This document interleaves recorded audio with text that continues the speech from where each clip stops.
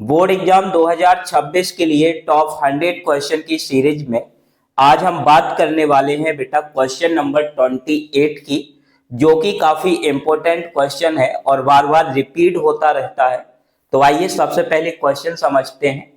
Question है बेटा, y का मान ज्ञात कीजिए जिसके लिए बिंदु P और Q के बीच की दूरी 10 मात्रक दी गई है। हमें क्या दिया गया है? हमें बिंदु P और Q के बीच की दूरी दी गई है 10 मात्रक। उस स्थिति में हमें क्या करना है? y का जो वैल्यू है वो हमें ज्ञात करना है। तो सबसे पहले जो हमें दिया गया है हम उसको लिख लेंगे बेटा। तो यहां पे हमें दिया है बिंदु P के निर्देशांक दिए हैं। P के निर्देशांक कितने दिए हैं बेटा? 2 -3। Q के निर्देशांक कितने दिए हैं? 10y तथा पी क्यू बराबर दिया है बेटा 10 मात्रक। कितना दिया है? 10 मात्रक हमें दिया गया है। तो इस स्थिति में हमें y का मान ज्ञात करने के लिए क्या करना पड़ेगा बेटा? दूरी सूत्र का प्रयोग करना पड़ेगा, क्योंकि हमें दोनों बिंदुओं के बीच की दूरी दी गई है। तो अब हम क्या करेंगे यहां पे? अब दूरी सूत्र से क्या लिखेंगे बेटा? दूरी सूत्र से, दूरी सूत्र आप सब लोगों को याद होगा। अगर हम बिंदु P और Q के बीच की दूरी निकालना चाहें तो हम लिखेंगे PQ बराबर रूट के अंदर x2 माइनस x1 का whole square plus y2 minus y1 का होल स्क्वायर। अब आप ध्यान से समझिए कि आपको x1 y1 और x2 y2 की पहचान कैसे करनी है। तो बेटा जो फॉन्ट हमारा पहले लिखा होता है उसके निर्देशांक को हम x1 और y1 मान के चलते हैं, और जो सेकेंड टाइम में जो फॉन्ट लिखा रहता है उसके निर्देशांक को x2 और y2 मान के चलते हैं।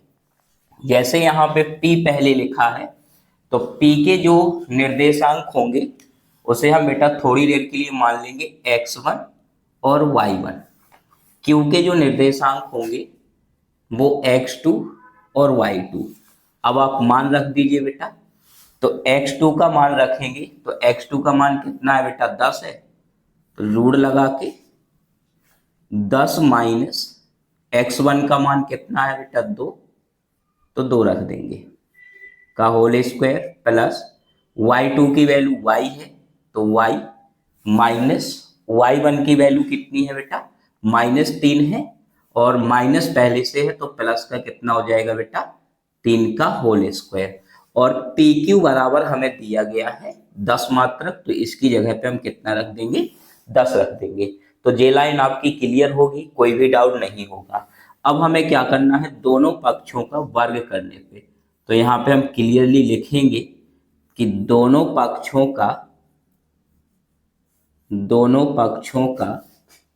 वर्ग करने पर जब वर्ग करेंगे बेटा तो 10 का वर्ग करेंगे तो 10 का वर्ग हो गया बराबर रूट जो हो जाएगा 10 माइनस 2 8 का स्क्वायर प्लस y प्लस 3 का होल स्क्वायर, और इसका भी हम क्या कर देंगे? वर्ग कर देंगे। बेटा 10 का वर्ग करोगे तो कितना आएगा? 100। और यहाँ पे वर्ग से जो है वो हमारा रूट कट जाएगा। 8 का करेंगे स्क्वायर तो 64 प्लस y प्लस 3 का होल स्क्वायर। अब 64 का पक्षांतर कर दोगे तो कितना आ जाएगा बेटा? 100 माइनस 64 बराबर में बचेगा y प्लस 3 का होल स्क्वायर। बेटा 100 में से 64 को माइनस करोगे तो कितना बचेगा? 36। तो 36 बराबर y प्लस 3 का होल स्क्वायर। अब जैसे ही हम यहां से स्क्वायर हटाएंगे तो इस साइड रूट लग जाएगा 36 बराबर y प्लस 3। 36 को बाहर निकालोगे बेटा तो प्लस माइनस 6 दोनों में आएगा, और y प्लस कितना होता है बेटा 3। अब यहां पे ध्यान से समझोगे तो 3 का, तो एक बार हम लिखेंगे प्लस चिन्ह लेने पर। कौन सा चिन्ह लेंगे बेटा? प्लस चिन्ह लेने पर। तो ये हो जाएगा प्लस 6 बराबर y प्लस 3। 3 का पक्षांतर करेंगे तो 6 माइनस 3 बराबर y। इसे घटाएंगे तो y बराबर कितना आ गया बेटा 3। एक y की वैल्यू कितनी हो गई हमारे पास 3।